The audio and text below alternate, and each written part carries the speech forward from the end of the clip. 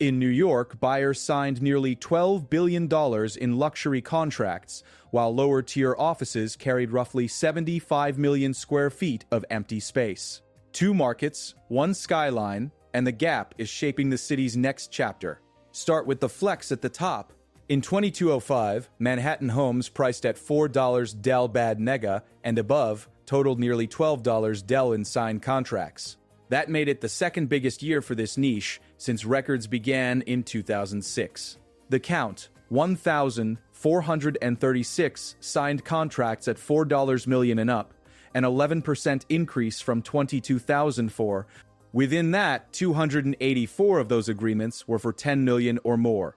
The only year that beat it was 2021, when 400 trophy properties sold, totaling nearly $16 billion. Look closer at the signatures that set the tone. In March 2022, a five-bedroom condo at 220 Central Park South traded off-market for $82,000 to $500,000. The buyer's LLC was linked to the Huizenga family. That was not an outlier. A residence at the Ama, New York in Midtown closed at $60. A sleek duplex at 159 Charles Street in the West Village went for $60,000. Even a Gilded Age single-family home, the Stanford White Mansion at 973 Fifth Avenue, sold for $46,000 in May. The geography inside the geography tells its own story. 4 of the 10 most expensive homes sold in Manhattan in 25 sit along West 57th Street. Billionaires Row kept its pull, with new units in Central Park Tower and a resale at 111 West 57th Street among the headline closings. The aggregate nearly $12 million, 1,436 contracts, 284 at $10,000 or more, was boosted by simple, powerful forces, booming gains for the wealthiest and reduced prices throughout the luxury segment, a combination that gave deep-pocketed buyers capital and buying power at the same time. Set that backdrop against the offices where so much of the city's economy is made. New York City holds 722 million square feet of office space, about 8.5% of the nation's inventory, yet that space carries an estimated market value of $472 million, just over 20% of the nation's total. Nearly 80% of the city's office square footage sits in Manhattan, south of 59th Street. By total asset value, that same zone accounts for roughly 87%. The metric to watch is the availability rate, the share of total rentable space being marketed as available for lease or sale. Before the pandemic, it stood at 12% in Manhattan's Central Business District and 12% nationwide. At mid-2024, Manhattan's CBD availability rate had stretched to 18%, while the nationwide rate was 16%. In roughly the year and a half that followed, Manhattan's rate fell by 4 percentage points to about 14%, while the nationwide rate barely moved, standing at 15.7%. That 4-point drop materially narrowed the distance back to pre-2020 levels. Even so, the economics inside the walls remain complicated. Average gross asking rents in Manhattan CBD are still down an estimated 16% from year-end 2019. Adjust for inflation, and the fall is nearly 35%. Those lower rents arrived alongside a rising tide of values, and that seems like a contradiction until you map where the demand has gone. Between 2019 and 2024, new supply entered at the very top. Five-star properties, CoStar's highest quality tier, make up slightly over 10% of all office space across the city, and much of the new wave lands in that class. Occupancy in five-star buildings in Manhattan's Central Business District increased in each of the past 4 fiscal years. In the same stretch, occupancy fell each year in lower-tier buildings, those rated 1 through 4 stars. The result? 2 New Yorks in the same grid.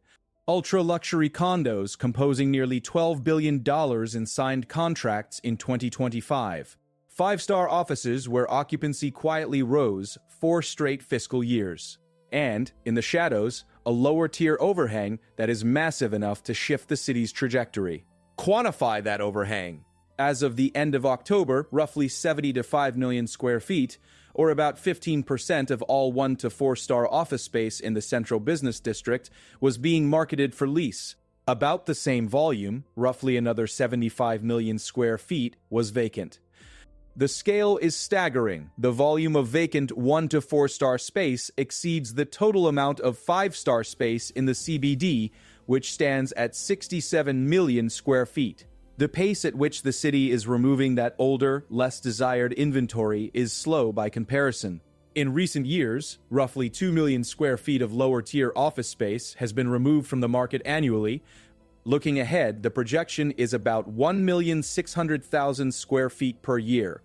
Set that against a 67 million square foot overhang, and the math says the horizon is measured in decades if demand does not accelerate. Meanwhile, the tax rolls tell a different story, one that matters for the services the city funds. When planners traced the path of assessed valuations and property tax levies in June 2023, scenarios ranged from a doomsday decline to an optimistic steady rise. Actual levies for fiscal years 2022-1026 tracked closely with the optimistic scenario. That rebound maps to what's been selling and leasing. Newer, richer buildings, higher per square foot valuations, and a shift of occupied space up the quality ladder. Because assessments are based on income and expense fundamentals from prior periods, the improvements that unfolded in calendar year 2027-5 are not even reflected until fiscal year 2027. Stand between the lobbies and the listings, and the divide comes into relief. A buyer closing at $80 in March 2025 within 220 Central Park South, a limestone facade looking over the park, while whole floors of 1 to 4-star offices across the district still wait for a tenant. Contracts at $60 and $60,000 registering in Midtown and the West Village, while average office rents remain 16% below 2119 nominally and nearly 35% below after inflation. Step beyond city lines, and the national ultra-luxury picture throws more contrast on New York's choices. In 2025, the 10 priciest home sales in the United States all surpassed $100,000. There were 5 such deals in 2023 and 7 in 2024. Florida dominated that top tier, capturing 6 of the top 10 trades, including a $225,000 sale in Naples, the second most expensive home sale on record in the country. New York's sole entrant to the 9-figure list was not in Manhattan but on the East End, and East Hampton Estates sold for $115,000. California notched 2 $110,000 closings, one in Bel Air in May and the other, the storied Spelling Manor, in August. Miami's Star Island saw a $120,000 sale in March. A Miami Beach mansion sold for $105,000 in July. Even a roughly 3,700-acre ranch near Aspen, once home to St. Benedict's Monastery, changed hands for $120,000. Back inside the 5 boroughs, the weight of the office market on the broader economy is outsized. The city is home to about 2.7% of the nation's population, yet it carries 8.5% of the nation's office inventory by square footage and just over 20% by value. The vast majority of those office jobs, in finance, information, and professional and business services, cluster in Manhattan's central business district. The rent checks and tax levies pulled out of those buildings underwrite more than glass and steel. They shape services and livability citywide. That is why the trajectory from 18% availability at mid-2027-4 to roughly 14% by late 2025 matters. A 4-point improvement in a market that measures in hundreds of millions of square feet is not cosmetic. It widened the distance between New York and its peers. The nationwide rate sat at 15.7% at that same point.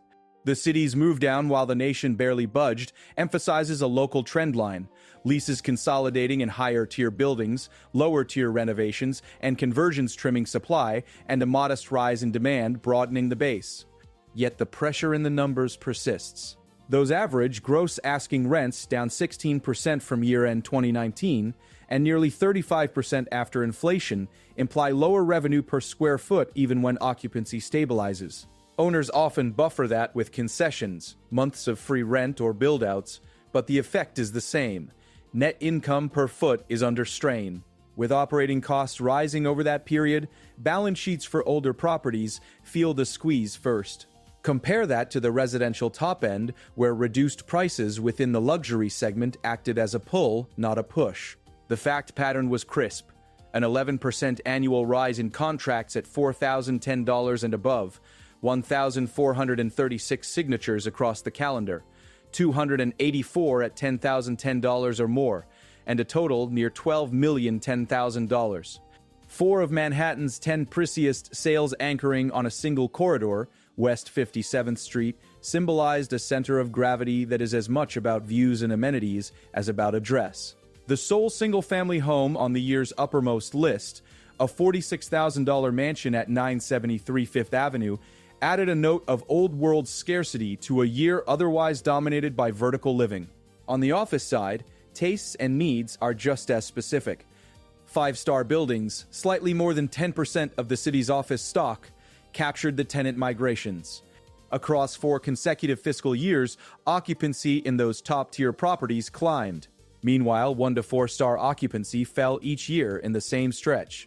The more 5-star square feet the city added between 1919 and 2024, the more the city's assessed office values rose, even as rents in the broad market stayed below 2019 levels. Upscaling drove valuations and tax receipts, a trend already evident in fiscal years 2020-5 and 2026.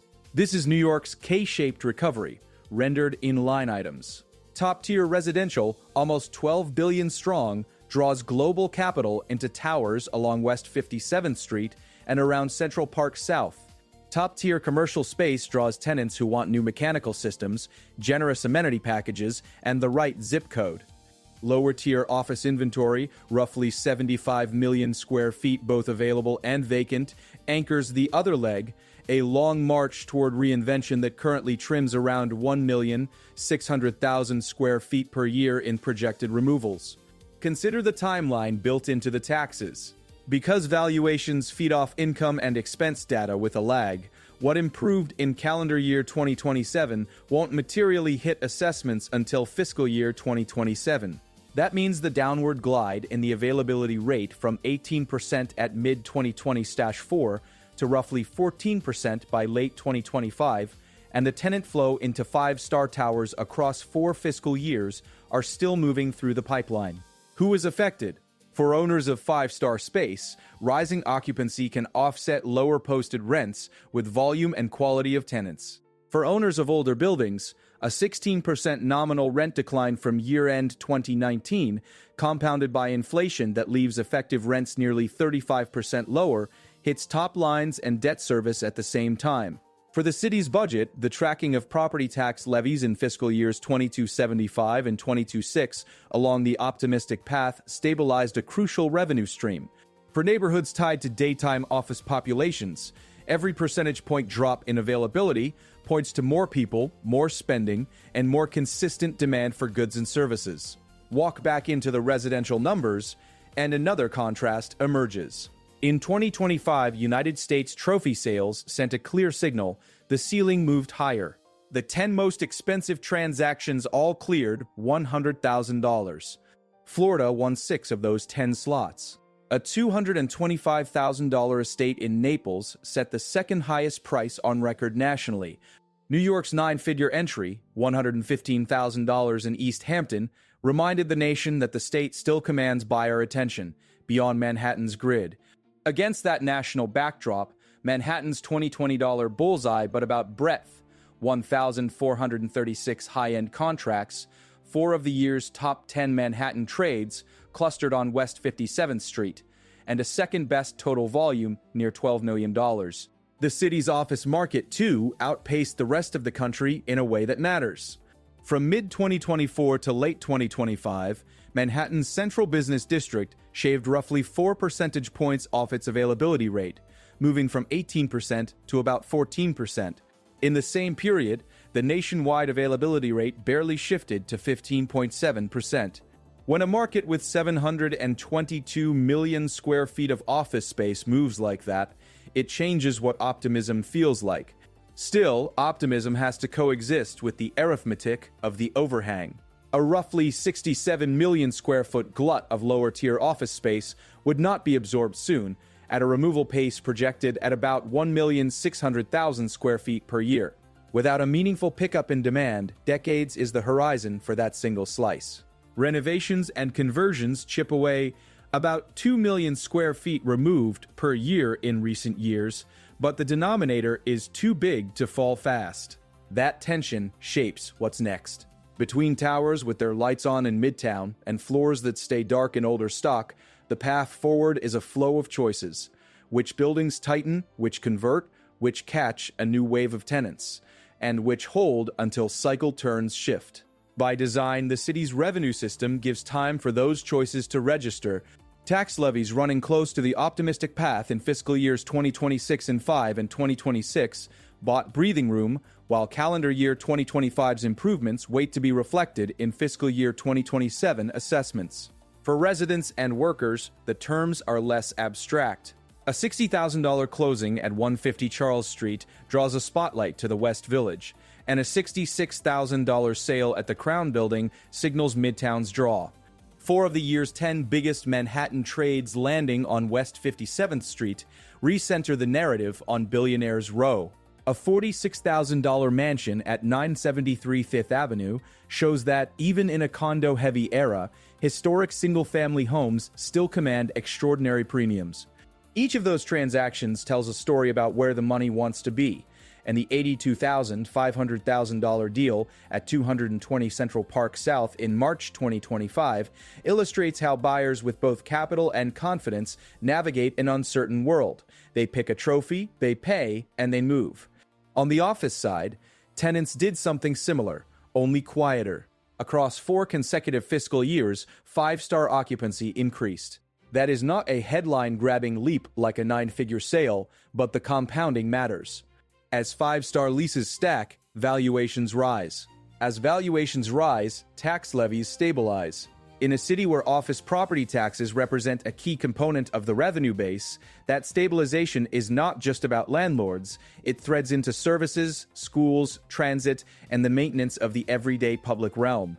Standing at the waterline between these realities is a simple definition that helps decode every press release and window sign: availability rate. It is the percentage of total rentable office space being marketed as available for lease or sale in a given time period. It includes sublease space, future availability, and space in buildings under construction or under renovation. Watch that metric in Manhattan's Central Business District. The shift from 18% at mid-2024 to roughly 14% by late 2025 is the one number that pulls together tenant behavior, supply decisions, and pricing power. Price, in turn, is still the friction point. Average gross asking rents remain below 2019 by an estimated 16% nominally and nearly 35% after adjusting for inflation. Concessions, which might include free months, improvements, or moving allowances, can mask underlying moves, but they do not reverse them. That is why the upscaling matters. When tenants leave 1 to 4-star buildings and sign in 5-star towers, the city's aggregate office valuations can rise even if headline rents are lower than they were at year-end 2019. The mix shifts. The fundamentals follow. In the neighborhood of Billionaires Row, the mix shifted in a different way. 2 brand-new pads in Central Park Tower joined the year's top Manhattan sales. A resale at 111 West 57th Street added proof that demand did not just chase the newest glass.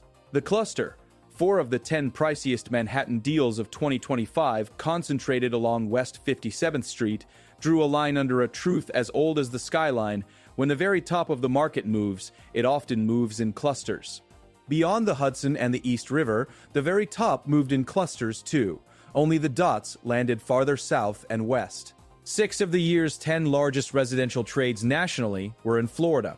A single sale in Naples at $225,000 set a near-record $1.70.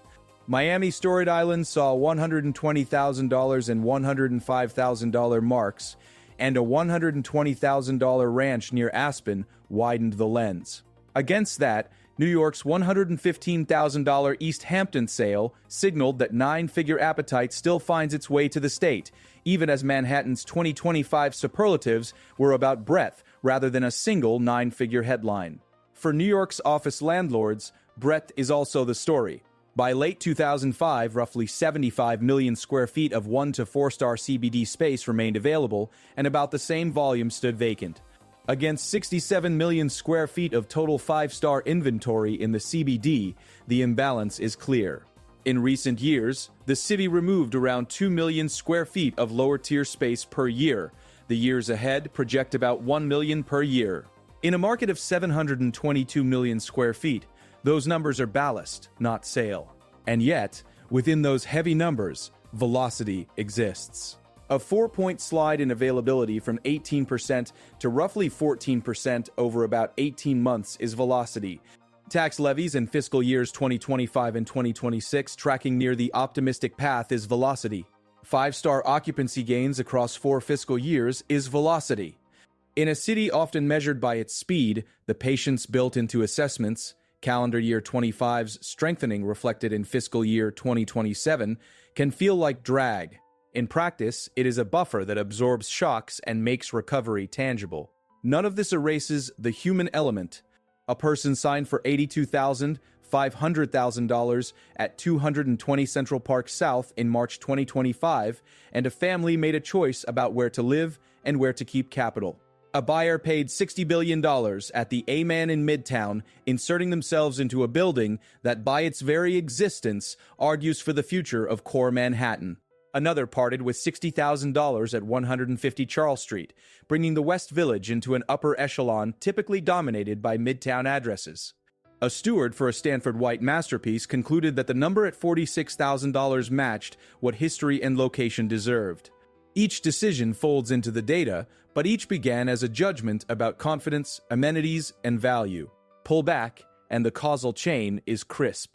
In luxury residential, a year of strong wealth creation at the top and reduced prices within the segment fueled an 11% rise in high-end contract volume, moving 1,436 deals at $4,000 and above and 284 at $10,000 and above, totaling nearly 12 million thousand.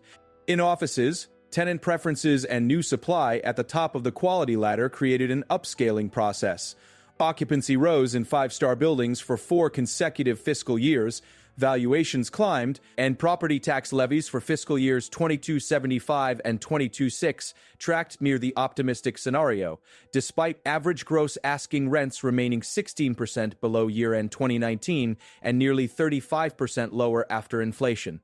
Who bears the weight of what remains? Owners of 1 to 4-star properties, facing an availability rate that left roughly 70 to 5 million square feet on the market at the end of October and about the same volume sitting vacant. Neighborhoods tied to those buildings, waiting for renovations, conversions, or a tenant return strong enough to close the gap.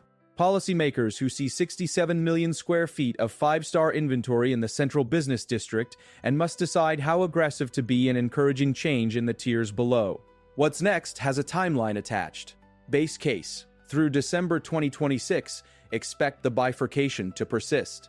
Manhattan's central business district availability rate, which dropped from 18% at mid-2017 to roughly 14% by late 2025, is positioned to keep edging toward pre-2020 levels as leasing broadens and lower-tier removals continue at a projected pace near 1,600,000 square feet per year.